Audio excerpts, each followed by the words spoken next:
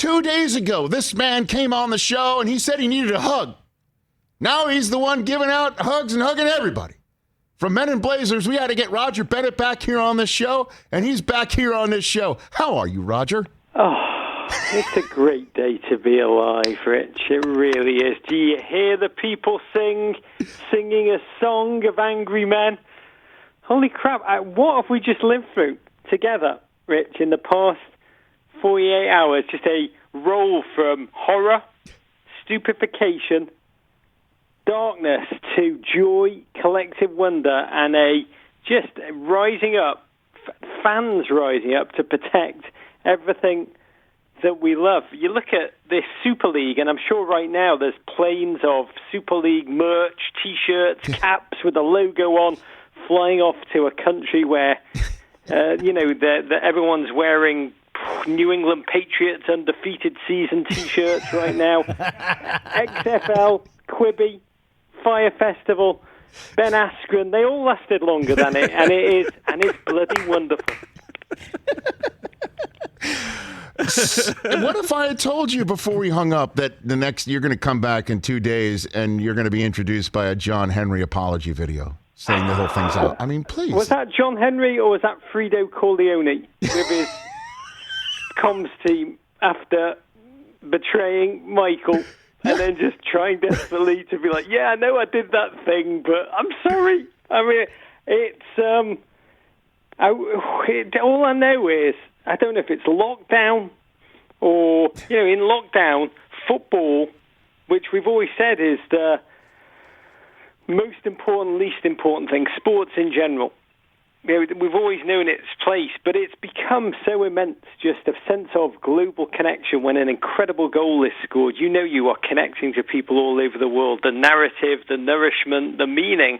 And I will say, yesterday, Chelsea Football Club were about to play. They were one of the 6 teams that were breaking away, going to form their own Super European Super League. And the Chelsea fans stormed their own stadium, milling around, preventing their own team, who they love. They love their team.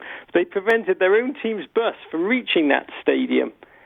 But storming around, chanting, 6 greedy bastards, you've ruined our game, with banners that had noticeably dollar signs on them, not euros. They were aiming this at the Premier League owners, who happen to be American, the leaders, the Kroenke, Stan Kroenke, the Glazers of Tampa Bay, John Henry of the Boston Red Sox. It was very clear to them that it was the American owners who were at the heart of it all. And then news broke that Chelsea were going to be the first club to pull out within 48 hours. And a roar went up on those streets, Rich, a joyous roar. And I can't tell you how much pleasure, I'm shocked by how dark this has been for me personally. And I'm shocked by how giddy, how delighted, how many beers were smashed open yesterday afternoon, and it's a remarkable thing to relive with you. Roger Bennett, Men in Blazers co-host at Roger Bennett on Twitter here on the Rich Eisen Show. I guess the only analogy, because as you know, we here in this country, we do not compute. Okay, we do not compute that fans say no, and billionaire class ownership says okay. And I guess the only equivalent was, and just to use, I guess, the Stan Kroenke equivalent, is that Rams moved from St. Louis to Los Angeles. Fans in St. Louis say no, but the fans in Los Angeles say welcome, and we all move on. It just seems that basically the fan base was being left behind, and there was no relocation, physical relocation, just relocation in terms of the construct, the pyramid, as they use the phrase in football in Europe. And that's where the conundrum was, maybe, for these American owners, that you still need the fans. You still need that. And how, I guess was that the reckoning? Is that an appropriate way to put it here, or what? Rich. I mean, I do find, I love American sports. The greatest day of my life, becoming an American. I adore it. It was Chicago Bears winning the Super Bowl, that Super Bowl winning team that changed the course of my life, made me dream of moving to the city that William Refrigerator Perry and Walter Payton were storming around.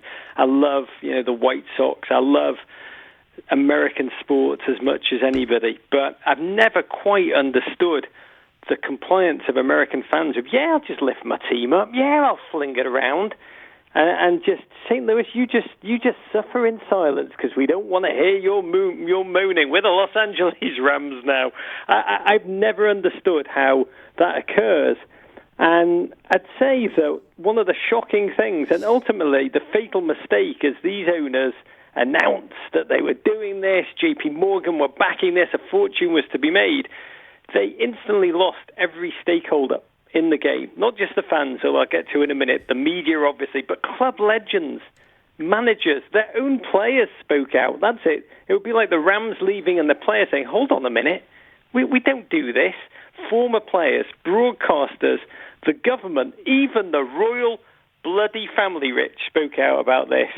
And the fatal mistake, and I'm fascinated by this is the story still to be told, having spoken to a couple of owners in Europe, they planned this, they thought about this, they had a phalanx of lobbyists in government poised, PR specialists, they had whole Ukrainian bot farms to barrage across social media. Why the Super League was such a wonderful idea. It's quite funny to look at those tweets on social media now. But of all the complex scenarios that they planned for, the possibility of their own fans, it was that their own fans turned against them, clearly never crossed their mind. They thought the only challenges would come from supporters of other clubs, the lesser clubs, the unsuper clubs who've been left behind. So Liverpool, there's another team in Liverpool, Everton, they're the Mets of Liverpool. I happen to support them my whole life. They thought the Everton fans would be up in arms and they'd be able to laugh at them and say that was just envy. What they didn't bank on was Liverpool fans rising up and saying no, that the club, that's not what they stood for. They wouldn't be leaving the history behind, the memory, the traditions, and it was really a historic misread, Rich, perhaps the biggest in global football club history. The English football fans, they didn't know their own fans are tribal, passionate, devoted, and how deeply the clubs are built into the fabric of the cities. They're not afterthoughts. Their fans are not customers. The games are not just content. And the American owners have tried to treat English fans as if they're just extras in the background of their movie, and they weren't having it. The author of the forthcoming memoir, Reborn in the USA, an Englishman's love letter to his chosen home, Roger Bennett, here on The Rich Eisen Show. So what next? What's the aftermath? I mean, because we were joking yesterday, there's going to be like Costanza and Seinfeld just showing up to work the next day, like, oh, hey, everybody, I mean, what does happen now? It is fascinating. Last night, Manchester City, who are owned by a petro state, were the second team to walk out on the Super League. And the UEFA, the governing body UEFA, incredibly corrupt. Let's be clear, there's no good guys in this. There's no, I mean, this is like Dr. Evil and Dr. Evil Up, who we're really seeing fight here. The UEFA president issued an instant statement saying, I welcome City back into the European football family, which is predictable but still shocking because 24 hours earlier, Manchester City were the defectors, the turncoats, the devil, greedy, hell-bent on destroying football, but because they jumped off a sinking ship, they were being hailed as heroes. It's as if no one's watched Game of Thrones and saw what happened to Littlefinger in the end. So you've got 14 unsuper teams in the Premier League. They need to, first of all, work out what they're going to do with these 6 returning kind of defanged betas who thought they were alphas, and they've got to work out how do they punish them. Will it be a financial punishment? Will it be points taken off them, which I don't think it will be. But you can see that the spokespeople for the game, your Charles Barkley of English soccer, your Shaquille O'Neal, there's 2 of them. There's a guy, Gary Neville, who happens to be a Manchester United legend. And his statement last night, he said, the Glazers have no place left in Manchester anymore. The Glazers have no place left in Manchester anymore, is what he really said. And, the Glazers are putting out video. They put out statements, a very a poor one overnight that was not well received, that showed no contrition, a longer one that was clearly not written by the Glazers about an hour ago, and then the Shaquille O'Neal of English football, Jamie Carragher, who happens to be a Liverpool legend, is on is the host of every big game. He said, I don't see a future for the ownership of FSG at Liverpool. I really don't. They're making it worse for themselves the longer they hang on. And that's why you get Liverpool owner John Henry dropping the apology video, trying to take blame solely on himself. It wasn't anybody else. I've learned my lessons, though. I'm never going to forget. And it's fascinating. FSG, I want to say, this is what I don't understand, and this is the one piece I need to know a lot more about, is they are owners who are deeply sophisticated. They are owners who had to work so bloody hard to earn the trust of Liverpool fans in the first place, Rich. I don't know if you remember, but Liverpool were run by another pair of American owners, Hicks and Gillette, who ran the team into bankruptcy and just utterly, arrogant, ignorant, incredibly destructive American owners. And FSG worked so bloody hard to earn the trust of Liverpool fans. They took them on 3 years of unbelievable glory, a Champions League win, and then, this is a team that were great in the 70s and 80s, 30-year title drought ended deliriously. It's hard to believe that it was less than a year ago.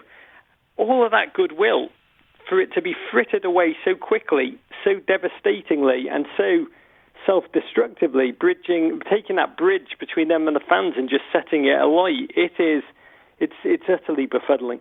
It is. I guess the moral of the story is don't mess with the English soccer fan, is what it seems like. That's the moral of the story, is do not mess with the tradition.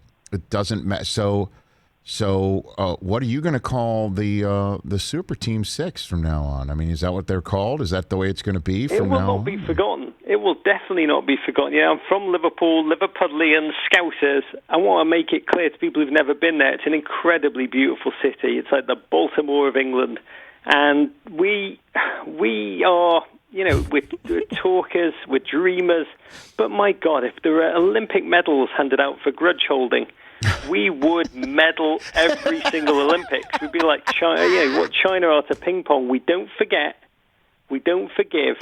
I said this to you on God, was it really only Monday? 2 days ago, Roger. The world spins fast, sir. I said to you, you don't F with Scousers. They will come to you. They will come to Boston and they will destroy. And, so it won't be forgotten. It really won't. There's a lot of talk about changing the ownership structure in England and whether the fan trust should be given ownership. There's also the dark side, that this is just the Ewoks winning the battle for Endor and there's a whole war ahead. And we've just won this battle, but these issues are going to rear again. UEFA is still deeply corrupt. I mean, it's Tammany Hall. And slowly, next year they'll get what they want, but just so that everybody gets their cut. So I want to be clear: this is not ultimate glory. It's a beautiful moment. And I talked on our podcast today about the poet Eduardo Galeano, incredible man, Uruguayan poet who was obsessed with football. And he wrote something which I've thought about a lot. Ultimately, these owners have watched empty stadium sports for the last year. And the broadcast rights have played well. They can sell these games to China. They can sell these games to Asia. They can sell, in America, we've loved every second, even though there's no fans in the stadium, fake noise. And I think they made a fatal mistake. And Galeano wrote in one of his books, Football in Time of Sun and Shadow, he wrote, have you ever entered an empty football stadium? And this could go for any American sports stadium too. This is not just football, you know that. He said, try it. Stand in the middle of the field and listen. There's nothing less empty than an empty stadium. There's nothing less mute than stands bereft of spectators. And that memory, that deep connection, that emotional feeling, just that generational, utter devotion to the team, that is ultimately what the American owners, either forgot or just had yes men around them who didn't bring it up I'd love to have been around that board table, Rich, when they were like, this is what we're going to do. And not one single person, try to at least scenario change and be like, but what about the fans? That is perhaps the most staggering element of this whole story. Roger, thanks for the time. Best to Michael as well, to the Men in Blazers. And I guess we'll talk Friday? I mean, is that the way it can work? We'll have you back on Friday? There could be a super-duper league in place by then. Who knows how football works? But I will say, God bless America, and I'll be back when America win the World Cup next year, mate. Well, now that, we can have Pulisic play, he's eligible again for those 48 hours. We're like, damn it. Oh, my gosh. Just the Ewoks winning the battle for Endor, Rich. Godspeed, courage. Same to you. There's Roger Bennett, everybody. Wow. Hey, you watched all the way to the end. Thanks for that. Watch more right here.